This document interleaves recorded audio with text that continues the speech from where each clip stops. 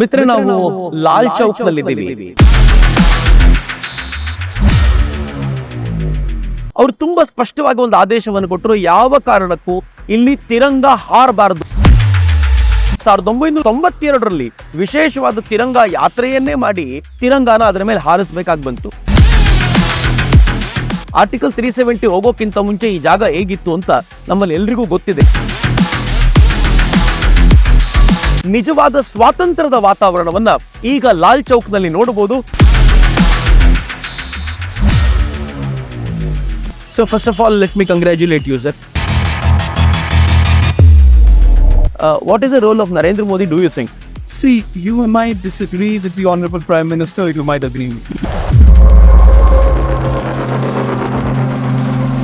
Nobody can deny the fact that he has been one of the most hands-on, competent and visionary Prime Ministers this country has had.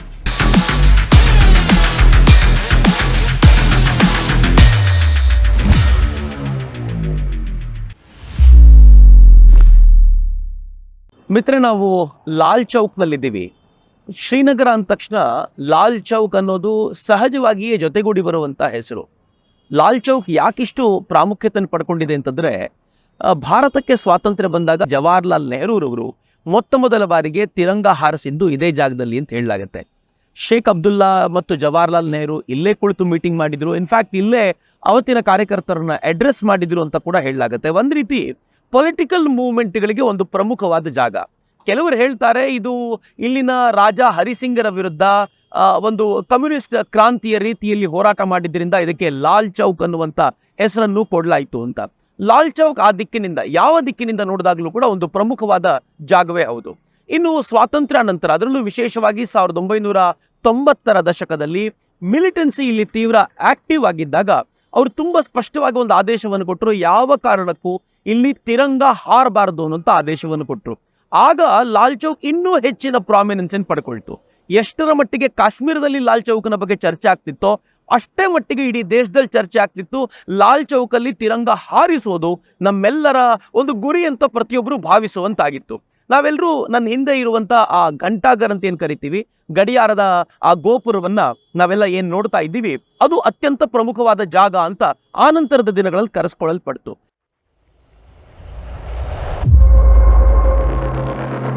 1990ರಲ್ಲಿ ಮಿಲಿಟೆನ್ಸಿಯವರು ಇಲ್ಲಿ ತಿರಂಗ ಹಾರಿಸಬಾರದು ಅಂತ ನಿರ್ದೇಶನ ಕೊಟ್ಟ ಮೇಲೆ, ಅಥವಾ ಅವರು ಜನರಿಗೆ ಆರ್ಡರ್ ಮಾಡಿದ ನಂತರ 1992ರಲ್ಲಿ ವಿಶೇಷವಾದ ತಿರಂಗ ಯಾತ್ರೆಯನ್ನೇ ಮಾಡಿ ಮುರಳಿ ಮನೋಹರ್ ಜೋಶಿ ಅವರು ಇಲ್ಲಿ ಎಲ್ಲ ಸೈನಿಕರ ಸಹಕಾರದೊಂದಿಗೆ ತಿರಂಗಾನ ಅದರ ಮೇಲೆ ಹಾರಿಸಬೇಕಾಗಿ ಬಂತು.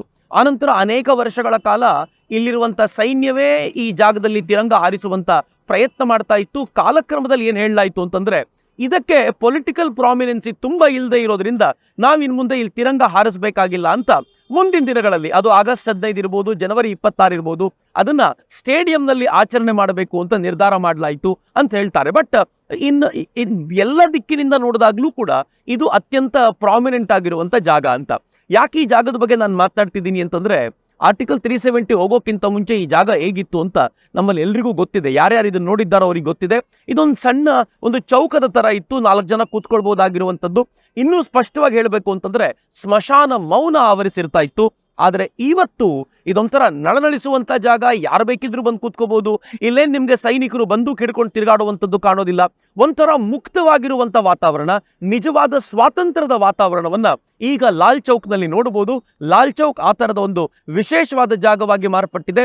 ಬಹುಶಃ ಆರ್ಟಿಕಲ್ 370 ತೆಗೆದ ನಂತರ ಕಂಡು ಬರ್ತಾ ಇರುವಂತ ಒಂದು ಅತ್ಯಂತ ಮಹತ್ವಪೂರ್ಣವಾದ ಬೆಳವಣಿಗೆ ಅಂತ ಇದರ ಕುರಿತಂತೆ ನಾವು ಹೇಳ್ಬೋದು. So first of all, let me congratulate you, sir.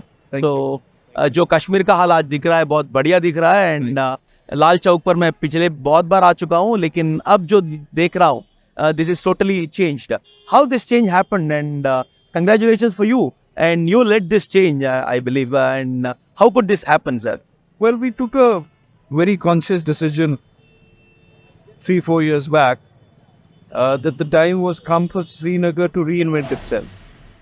To reimagine Srinagar, to understand that we have a legacy of culture, heritage and art, but also that we need to claim our place in the changing world, the changing times. So an urban rejuvenation in Srinagar was a lot. Um, and what you're seeing in Lal Chowk and what you're seeing across the city is a part of that. What I think is there are two kind of developments. One is just a development. आप building बनाओ, आप इसको अच्छा बनाओ, लेकिन आपने लोगों को जो जुड़ा, यहाँ इवनिंग में प्रोग्राम्स होते हैं, लोग घर से बाहर आते हैं और यहाँ बैठते हैं. पहले I am sorry if I से दिस, पहले जब मैं देखता था कि स्मशान घाट जैसा था, लोग बहुत कम दिखते थे, 5:30 के बाद सब लोग बंद हो जाते थे. लेकिन आज कल रात को मैं जब 8:30 बजे यहाँ आया, 9 बजे था, तो लोग बहुत यहाँ घूमते थे. तो how this can happen? Like mindset of the people has changed. So all the projects which have been envisaged in Srinagar over the last 4 years focus around the concept of community involvement. Yeah. Right? So it's not just about creating infrastructure. It is also about how that infrastructure will become a social hotspot. What is the community interaction with that piece of public space? So you're a public space called Lal Chowk, right? Yes. So community involvement in Lal Chowk never happened because there was no public space in Lal Chowk. So you have benches and you have avenues, themed fountains. We made the clock tower a new clock tower. And that decision too, when he took it, a lot of people criticized it that why do you need to tear down a piece of heritage? But we've always believed, and I personally had this conviction that heritage does not mean backwardness. You can preserve heritage while also at the same time aiming for excellence. So that has happened in Srinagar throughout. If you, not just Lal Chowk, you look at anywhere in Srinagar, people might have different varying opinions, but what you cannot disagree with is that there is a complete transformation with Srinagar over the last 4 or 5 years. There is an element of aspiration and there is an element of grievances.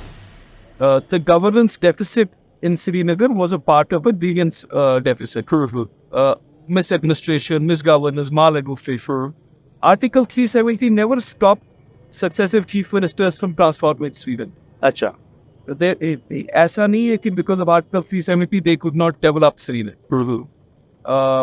Srinagar could never be developed like it has been developed in the last 4 or 5 years is because there was no political vision and will to develop. अच्छा.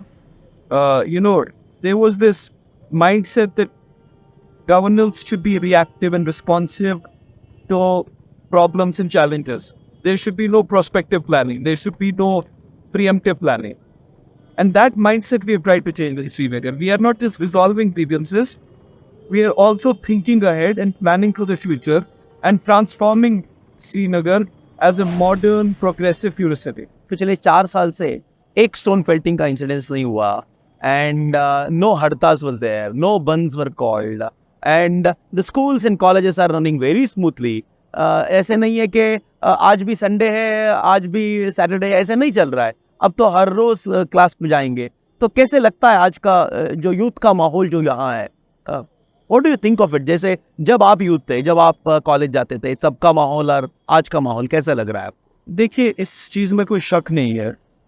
आपकी political opinion क्या भी हो, आप किसी भी political side, fine, इसमें शक नहीं है. One thing is certain that law and order एक सस्टेन्ड टाइम पे स्टेबल रहा है और लॉ एंड ऑर्डर में this administration has delivered far better than previous successive chief ministers. They were unable, incompetent, and probably unwilling to give the people of Kashmir stability and peace. Whatever somebody's political opinion might mean, a government has to rule and administer in a way that will protect and save human lives. Our successive chief ministers could never protect and save human lives. In 2016, we lost more than 140 young children to strife and violence. In 2010, we lost 150 children. So both Mehbooba Mufti and Umar Abdullah have governed in a way where they could not protect the lives of the people of Kashmir, the civilians of Kashmir. In that context, you have to be very honest that this administration has succeeded in delivering stable law and order and peace and normalcy. There is no stone pelting, there is no anarchy. Because the administration has been very clear about the fact that there is no tolerance for anarchy. Wonderful. And that is, I don't think the people of Kashmir see it now as some sort of the mindset against it. They see it as a system that has been created to protect their economic, social, where normalcy is very important for all sorts of advancement. Without normalcy, there can't be any development. So in that context, this administration has delivered normalcy, this administration has delivered peace.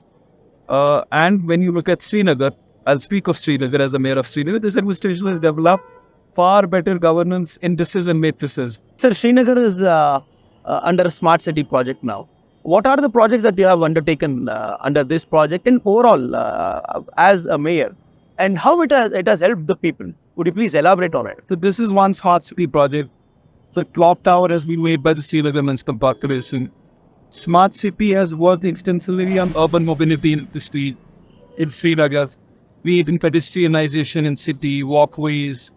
It has upgraded infrastructure, public spaces, laid an emphasis on heritage, created new bridges, redeveloped roads, main roads of Srinagar, redesigned the worst managed junctions, the busiest junctions which were prone to traffic jams and log jams. Those have been redesigned.